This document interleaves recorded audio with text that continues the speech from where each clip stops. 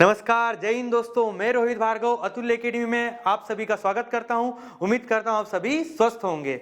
चलिए दोस्तों, कल हमने एक नया विषय शुरू किया था, राज्य व्यवस्था। उसका सामान्य सा परिचय हमने देख लिया था कल और कुछ शब्दावलियां देखी थी। आज हम आगे देखेंगे संविधान का विकास या संवैधानिक विकास।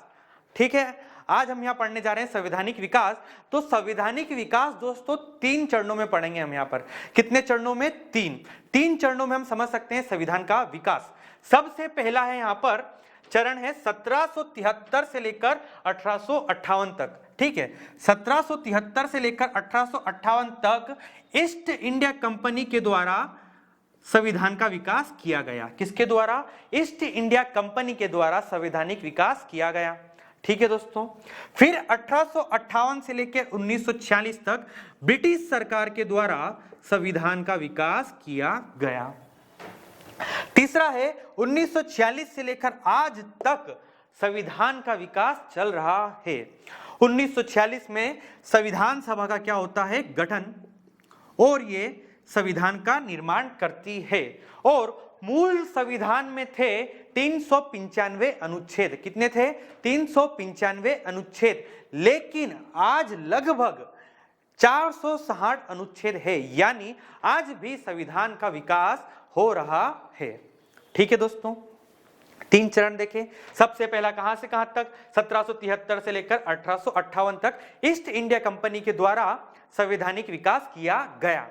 दूसरा है 1858 से लेकर 1946 तक ब्रिटिश सरकार या ब्रिटिश क्राउन के द्वारा भारतीय संविधान का विकास किया गया। तीसरा चरण है 1946 से लेकर आज तक हमारे संविधान का विकास चल रहा है। 1946 में बनती है संविधान सभा, उसके द्वारा संविधान बनाया जाता है, जिसमें मूल रूप से 395 अनुच्छेद थे और आज लगभग 460 अनुच्छेद है, यानी आज भी संविधान का विकास हो रहा है। ठीक है, इतना हमने देखा यहां पर। अब दोस्तों थोड़ा सा हम जाते हैं पीछे और 1600 ईस्वी में 1600 ईस्वी में क्या होता है? ईस्ट इंडिया कंपनी आती है। कहां पर? भारत में। क्यों आती है? व्यापार करने के लिए। और किस चीज का व्यापार करने के लिए? मसालों का व्यापार करने के लिए। कौन आती है? East India company. यह कंपनी हमारे यहां व्यापार करते करते धीरे धीरे जो भारत की प्रशासनिक एवं राजनीतिक व्यवस्था है उसमें क्या करने लग जाती है? हस्तक्षेप। ठीक है दोस्तों, अब क्या करने लगी थी यहां पर? हस्तक्षेप। अब कंपनी धीरे धीरे भारत में हस्तक्षेप करने लगती है और इनके द्वारा कुछ कानून भी बनाए जाते हैं, वो यहां पर देखेंगे। अब मैंने बोला है कि 1600 में कंपनी आई, तो सन 1600 ईस्वी में ब्रिटेन की महारानी होती है एलिजाबेथ प्रथम।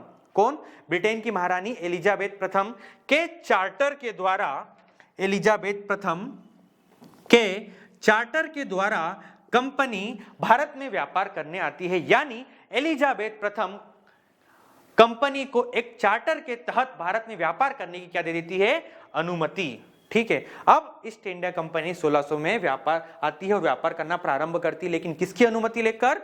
एलिजाबेथ प्रथम की अनुमति लेकर, जो कहां की रानी है? ब्रिटेन की। ठीक है, अब ये कंपनी, अभी आपको बताया मैंने, हमारे व्यापार करने धीरे धीरे हमारी प्रशासनिक राजनीतिक व्यवस्था में हस्तक्षेप करने लगी और धीरे धीरे धीरे इसने भारत की क्षेत्रीय शक्तियां अर्जित करना प्रारंभ कर दी।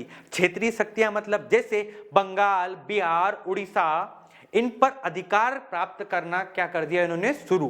कैसे किया इन्होंने क्षेत्रीय शक्ति अर्जित करना? तो कंपनी के द्वारा धीरे धीरे जो क्षेत्रीय शक्ति है इनको अर्जित किया गया। अब कैसे इन्होंने अर्जित किया? तो 2 युद्ध है निर्णायक यहां पर। कितने? 2। एक है प्लासी का युद्ध। इस युद्ध के कारण ही हमें लगभग 200 सालों तक गुलामी सहन करना पड़ी या हमें उपनिवेश बनकर रहना पड़ा। ठीक है दोस्तों, तो क्या है प्लासी के युद्ध में? ऐसा क्या हुआ था कि हमें लगभग 200 सालों तक ब्रिटिश सरकार का उपनिवेश रहना पड़ा? समझना। प्लासी का युद्ध नाम ले लिया सर आपने, बताओ प्लासी का युद्ध क्या है? तो प्लासी का युद्ध होता है 23 जून 1757 को 23 जून 1757 को पश्चिम बंगाल के नादिया जिले में, और कहां पर? भागीरथी नदी के तट पर। क्या होता है? प्लासी का युद्ध।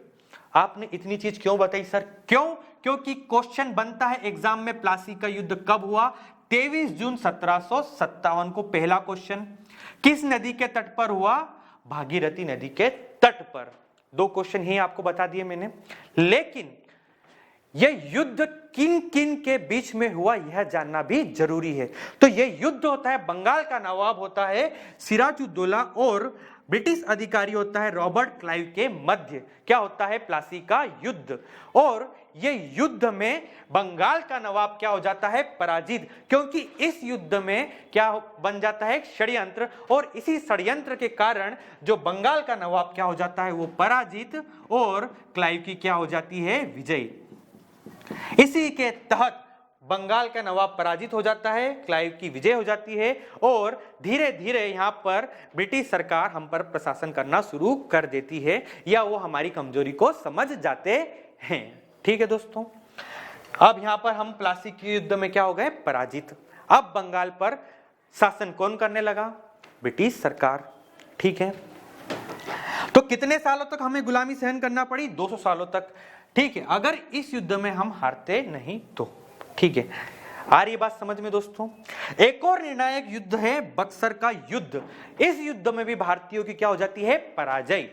यह युद्ध होता है 2 प्रमुख व्यक्ति मीर कासिम और हेक्टर मुनरो। ठीक है, यहां पर है मीर कासिम की सेना और हेक्टर मुनरो की सेना के बीच बक्सर का युद्ध होता है 22 अक्टूबर 1764 को, और इस युद्ध में पराजय हो जाती है मीर कासिम की। और यहाँ पर मीर कासिम का साथ देते हैं अवध का नवाब शुजाउद्दौला और मुगल बादशाह शाह आलम द्वितीय।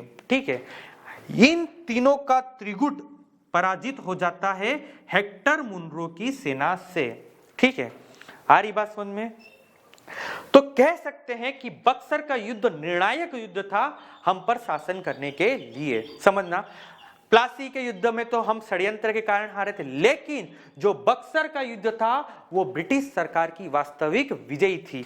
यहां से हम पर धीरे धीरे ये शासन करना क्या कर देते हैं? प्रारंभ। ठीक है, अब ये शासन कर रहे हैं, अब इन्हें नियम और कानूनों की जरूरत होगी, तो इनके द्वारा पहला लिखित रूप से कानून बनाया गया था, वो था 1773 का रेगुलेटिंग एक्ट।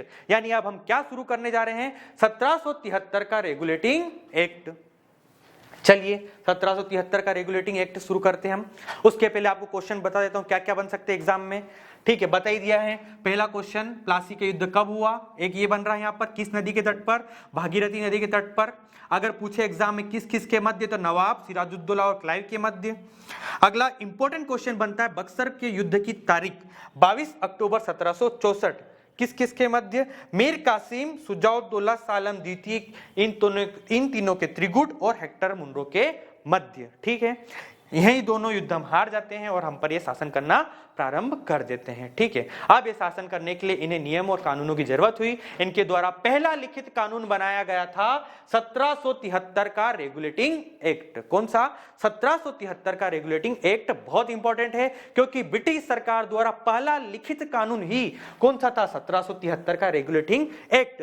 इस एक्ट का अत्यधिक क्या है? संवैधानिक महत्व, और यह पहला लिखित कानून था। इस अधिनियम के द्वारा कंपनी के कार्यों को नियमित व नियंत्रित किया गया। ठीक है, किस एक्ट के माध्यम से? 1773 के रेगुलेटिंग एक्ट के माध्यम से कंपनी के कार्यों को नियमित व नियंत्रित किया गया और कंपनी द्वारा प्रशासनिक व राजनीतिक व्यवस्था स्थापित की गई। ठीक है, अगला इस एक्ट का इंपॉर्टेंट फैक्ट है कि इस एक्ट ने भारत में केंद्रीय प्रशासन की नींव रखी। सेंट्रलाइज या सेंट्रलाइजेशन किया गया कि केंद्रीय प्रशासन की नींव किस एक्ट के माध्यम से रखी गई? 1773 के रेगुलेटिंग एक्ट के माध्यम से। वही इंपॉर्टेंट क्वेश्चन बनता है, इस अधिनियम के द्वारा बंगाल के गवर्नर को अब गवर्नर जनरल पद दिया गया। क्या पद दिया गया? Governor general. यानी अब तक बंगाल का जो गवर्नर नाम था उसका नाम हो गया है बंगाल का गवर्नर जनरल। और ऐसे पहले गवर्नर जनरल थे वॉरेन हेस्टिंग। आपकी हर एग्जाम में पूछा गया क्वेश्चन, लगभग कई सारी एग्जामों में पूछा गया, एमपीएसआई, कांस्टेबल, एमपीपीएससी या एसएससी में, कि बंगाल का पहला गवर्नर जनरल कौन था? तो वॉरेन हेस्टिंग। ये आपका प्रमुख क्वेश्चन यहां पर बनता है। अगला फैक्ट है यहां पर, इस अधिनियम के तहत मद्रास और बंबई के गवर्नर बंगाल के गवर्नर के क्या हो गए थे? अधीन। ठीक है। मद्रास और बंबई के गवर्नर जनरल अब बंगाल के गवर्नर के क्या हो गए थे अधीन, किस अधिनियम के माध्यम से? 1773 के रेगुलेटिंग एक्ट के माध्यम से। ठीक है दोस्तों, इसी अधिनियम के तहत कलकत्ता में एक उच्चतम न्यायालय की स्थापना होती है 1774 में, और ऐसे इसके मुख्य न्यायाधीश बनते हैं सर एलिजा एम्पे। कौन बनते हैं? एलिजा एम्पे। तो एक ये क्वेश्चन बन गया, इंपॉर्टेंट है कि जो कलकत्ता में उच्चतम न्यायालय बना था वो किस वर्ष बना? 1774 में। कहां बना? तो कलकत्ता में बना। ठीक है, इंपॉर्टेंट क्वेश्चन है कि पहला उच्चतम न्यायालय कहां स्थापित हुआ? तो कलकत्ता में। किस वर्ष? तो 1774 में। और उसके मुख्य न्यायाधीश कौन थे? Sir Elijah Impey. इतने फैक्ट देख लिए यहां पर, 3 से 4 फैक्ट देख लिए हैं। पहला लिखित कानून। ठीक है, भारत में केंद्रीय प्रशासन की नींव। पहले गवर्नर जनरल वॉरेन हेस्टिंग। अगला फैक्ट देखा हमने, पहला उच्चतम न्यायालय कलकत्ता में। कब? 1774 में। मुख्य न्यायाधीश एलिजा एम्पे। ठीक है, कम से कम 7 से 8 फैक्ट देखे हमने यहां पर अभी। ठीक है, तो दोस्तों क्या होता है कि कंपनी के द्वारा पहला लिखित कानून बनता है 73 का रेगुलेटिंग एक्ट, और इसी एक्ट के माध्यम से जो कंपनी के जो कर्मचारी होते हैं उनको बोल दिया जाता है कि अब आप अपना निजी व्यापार नहीं कर सकते, या आप कोई भी उपहार वगैरह या गिफ्ट वगैरह नहीं ले सकते हो। ठीक है, तो यह था हमारा 1773 का रेगुलेटिंग एक्ट। यहां तक हमने आज देखा है। अब क्या होगा अगले लेक्चर में, इसके बाद के सारे अधिनियम देखा जाएंगे, जैसे 1784 का पिट्स इंडिया एक्ट, 1813 का एक्ट, 1833 का एक्ट, ऐसे क्रमशः हम कई सारे एक्ट देखेंगे अगले वीडियो में। ठीक है सर, आपने इतना बताया, क्वेश्चंस भी बता दिए, लेकिन आज आपके लिए एक मैं क्वेश्चन लेके आया हूं। आपको कमेंट बॉक्स में लिखना है कि भारत का संविधान कैसा है?